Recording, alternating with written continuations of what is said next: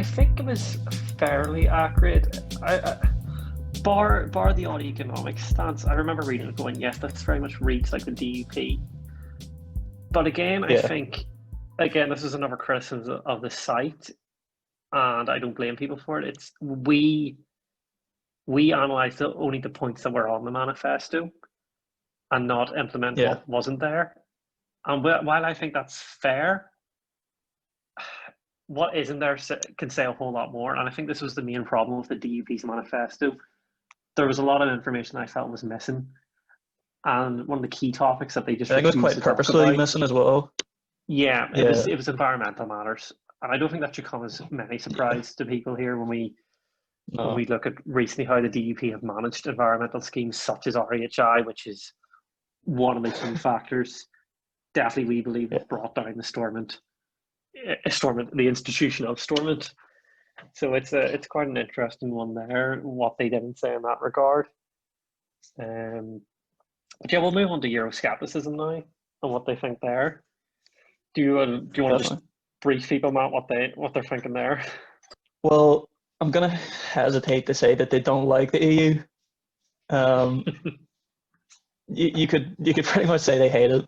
Uh, I think the issue is with the EU as well that there's a very heavy part of it that is there's a sectarian element at play where there's kind of that background play with Northern Irish politics of like, well, the Republic of Ireland's in the EU, the UK will no longer be in the EU, so therefore, if we're not in the EU and we have no connections with the EU, we'll we'll be closer to the UK and farther away from the Republic, which is uh, definitely going to come into play in their Euroscepticism, which is just me saying that because I don't want to act like there isn't a sectarian element into it.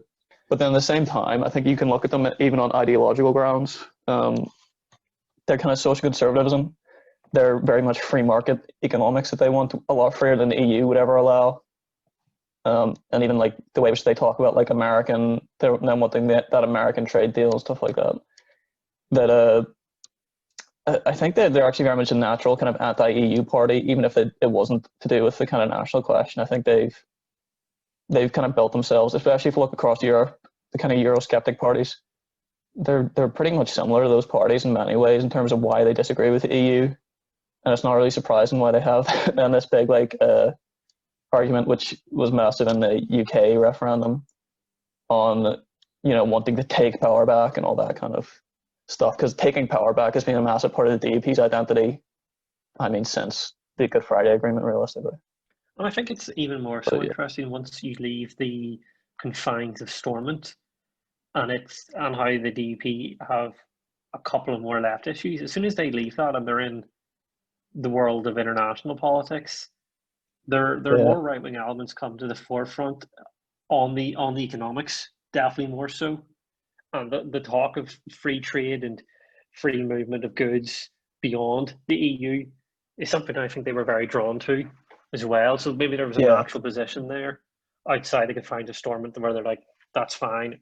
And they definitely find their home base and home ground with the Conservative Party quite easily as well. Yeah, because Northern Ireland, I don't think actually has a lot of trade with non-Irish European countries. Realistically, I do know we have obviously a very good chunk of trade with the Republic, but there's not a whole lot of trade with other European countries. I don't believe. Well, I I think think I there is think actually China a decent is bit of trade with the the US. emerging. Yeah, I think the emerging one is the US, not the US, but China is the emerging one. But again, Yeah, for such a small state, you know, the EU, the EU was definitely the easiest route there, along with GB and the Republic.